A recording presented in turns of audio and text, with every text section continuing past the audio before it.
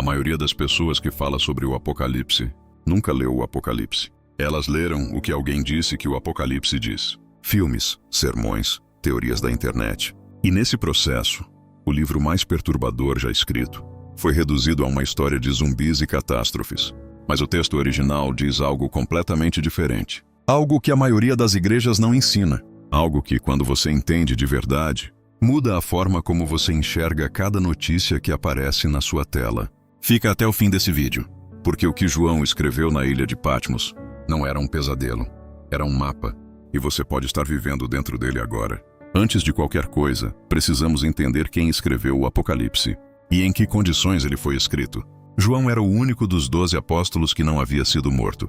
Tinha sobrevivido a décadas de perseguição, a torturas, a execuções dos seus amigos. E no final da sua vida, o imperador Domiciano o exilou em uma pequena ilha rochosa no mar Egeu. Patmos, uma prisão a céu aberto.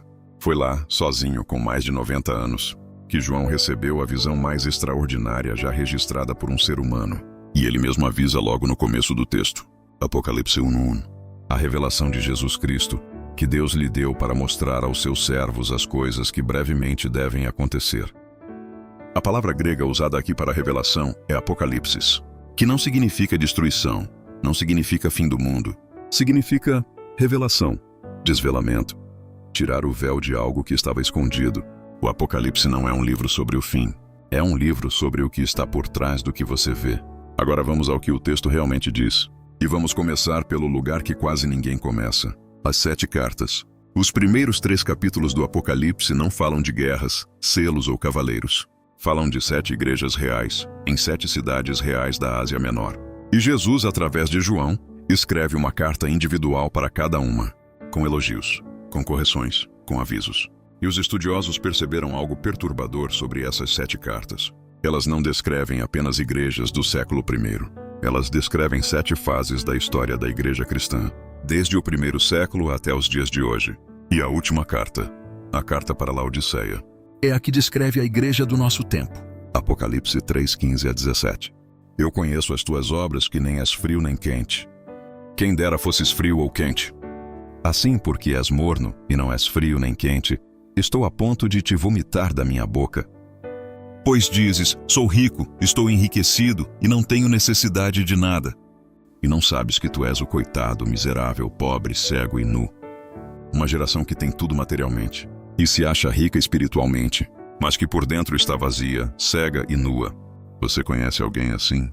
Você se vê nisso? Mas agora chegamos à parte que todo mundo quer saber.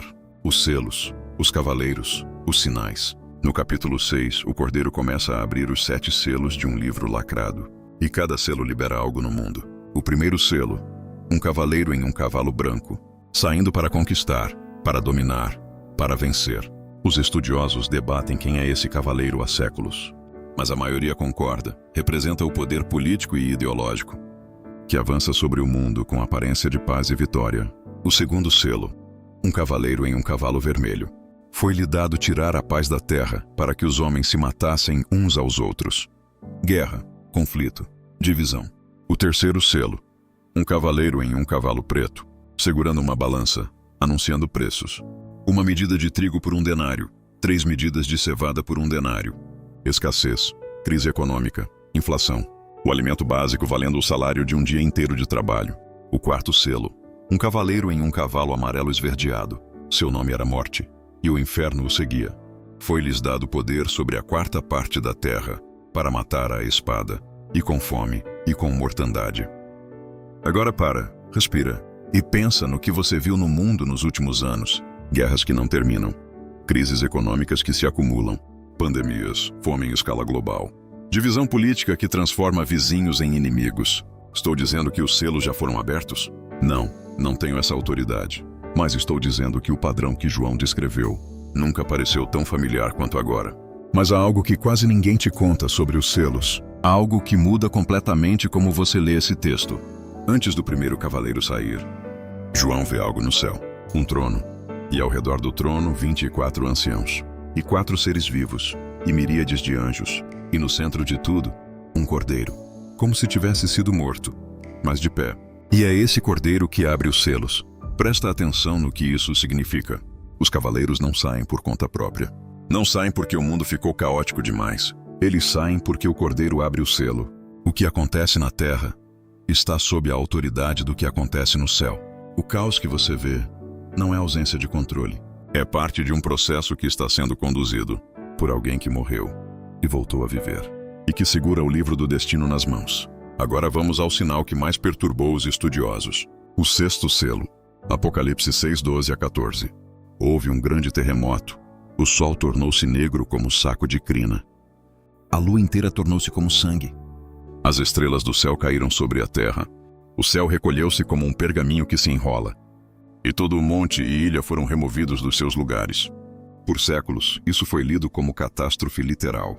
Mas os estudiosos hebraicos apontam para algo diferente. Essa linguagem, sol escurecendo, lua de sangue, estrelas caindo, era a linguagem padrão dos profetas do Antigo Testamento, para descrever a queda de impérios e de poderes estabelecidos. Isaías usou essa mesma linguagem para descrever a queda da Babilônia. Ezequiel usou para descrever a queda do Egito. Quando o sol escurece no texto profético hebraico, significa que uma ordem mundial está sendo derrubada. Quando estrelas caem, significa que poderes que pareciam eternos estão sendo removidos. E o que acontece logo depois do sexto selo? Os poderosos da terra se escondem. Apocalipse 6:15-17.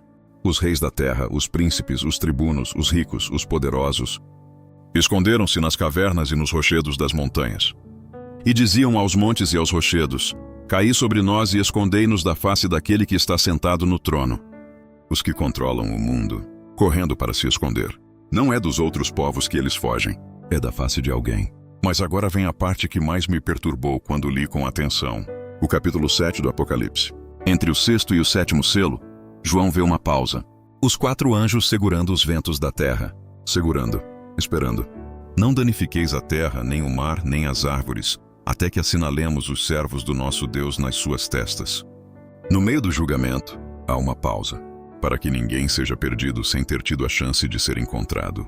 O Apocalipse não é um livro sobre Deus destruindo a humanidade. É um livro sobre Deus esperando até o último momento, para que ninguém fique de fora. Então, o que o Apocalipse realmente diz sobre o fim dos tempos? Ele diz que haverá agitação, conflito, colapso de sistemas.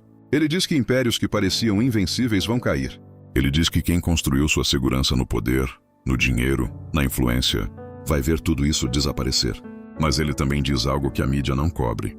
Apocalipse 21:4. E enxugará Deus toda a lágrima dos seus olhos. E a morte não existirá mais, nem haverá mais luto, nem choro, nem dor. Porque as primeiras coisas são passadas. O Apocalipse não termina com destruição. Termina com uma cidade nova, descendo do céu, com água limpa, com árvore da vida, com portas sempre abertas, com Deus morando entre os homens. O fim que João viu não era o fim de tudo, era o começo do que deveria ter sido sempre. Então, o que você faz com isso? Você lê as notícias e sente que o mundo está saindo dos trilhos. Guerras que não acabam, líderes que decepcionam, sistemas que falham. E a pergunta que não sai da cabeça: onde está Deus nisso tudo? O Apocalipse responde essa pergunta. Ele está no trono. O Cordeiro está de pé. E cada selo, cada evento, cada colapso, está sendo aberto por mãos que carregam marcas de pregos. O que você está vendo no mundo não é abandono, é processo.